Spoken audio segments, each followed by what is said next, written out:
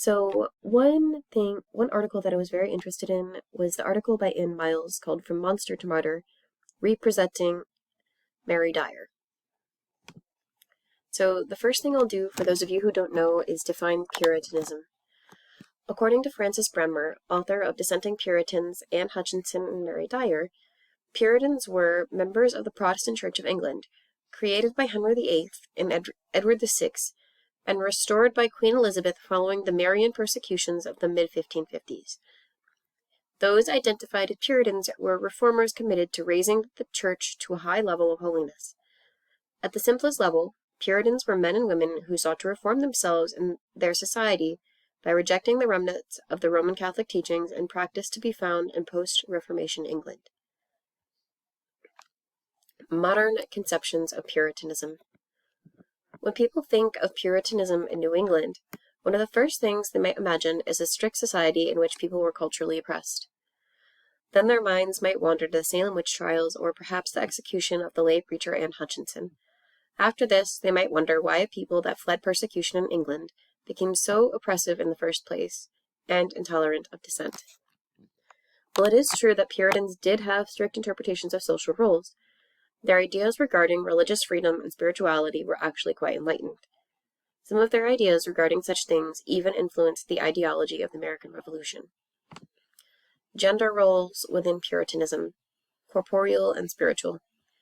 According to Aaron Whiting, author of The Puritan Woman and Her Spiritual Authority Over the Physical World, Puritan women walked humbly in both their fathers' and husbands' houses and submitted to their wills. When she prayed, however, she knew that all saved souls submitted equally before the glory of God. In the world of spirit, she was not a woman confined by her duty to her husband and children, rather just another soul unworthy of salvation. Strict gender roles in the corporeal world were a necessary part of the Puritan drive to impose Ramist logic upon the disordered fallen physical world, but in heaven no constructs were needed. Gender roles with Puritanism, corporeal and spiritual. Cotton Mather, like other Puritan preachers, supported female education because as Protestants they believed that everyone should have access to Holy Scripture in their vernacular. He also believed that Puritan women should be armed for the possibility of physical and spiritual warfare against Satan and his agents. In Puritan churches, women and men prayed separately, and women were to stay silent in church. This belief in women's silence in church came from the Apostle Paul. Public speaking was left to magistrates and preachers, and to husbands in private. Mary Dyer, From Monster to Martyr. Recently, there have been shifts in scholarship from the intellectual legacy of Orthodox ministers to exploring internal rifts and marginal voices. Many feminist religious scholars have studied Anne Hutchinson, who came to symbolize possibilities for women's religious expression and resistance. These scholars have addressed Hutchinson as a proto-feminist and stand-alone example of a woman religious dissenter. This is problematic because other women have resisted against the religious establishment, Puritanism, in different ways. One such woman was Hutchinson's close friend, Mary Dyer. So I'll just explain this quickly. So Mary Dyer was a Quaker dissenter who was executed by hanging for protesting the Puritan religious establishment in June of 1660. She was unique in history because she was the only unrepentant female Quaker ever to be executed in the United States and produced the only published text by a woman connected to the Antonian crisis. She also played a prominent role in 2 crises of religious defense spanning 20 years.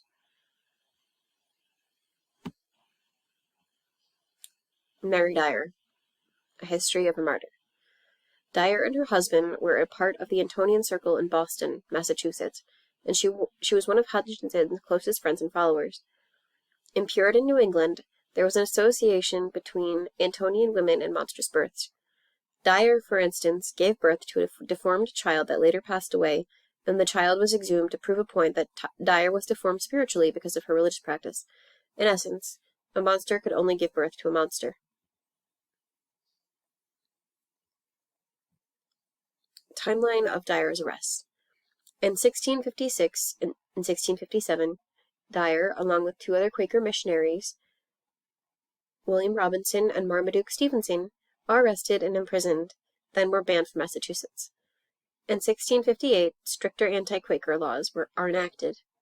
In 1659, Dyer returned from Rhode Island and visited two of her other Quaker friends in Massachusetts and is arrested and then sentenced to death. After she watched their executions, she was spared at the last moment from the scaffold because she was a woman. She was then imprisoned again. While she was imprisoned, she wrote two zealous letters to the Massachusetts General Court. They were, like other Quaker documents of the time period, prophetic documents and outspoken. Timeline of Dyer's last arrest and execution. In May 1660, Dyer re-enters Massachusetts and is quickly arrested and tried again. On June 1st, 1660, she is executed by hanging as the only woman ever executed as a Quaker. According to Anne Miles, her legacy serves as a powerful allegory for an example of a woman returning over and over to the same site of legal and discursive control. By returning over and over to Massachusetts, Miles asserts that Dyer's legacy is one of agency and dissent. One of the reasons that Quakers were so threatening to the Puritan establishment was because the movement drew strength from intimate connections and disrupted the margins of society. The Puritan movement was also strengthened by strong connection, but only amongst male church members. Broader questions and commentary. One quote from the Miles piece that struck me was, "A martyr is a person to be read, and through reading, come to know God." Dyer's story was particularly moving, as it addresses a question within our church that's been around for a very long time, probably since the beginning of the church. It is this: according to Scripture, men and women are created in the image and likeness of God, and are spiritual equals. Why is it that they have been historically unequal in the physical world?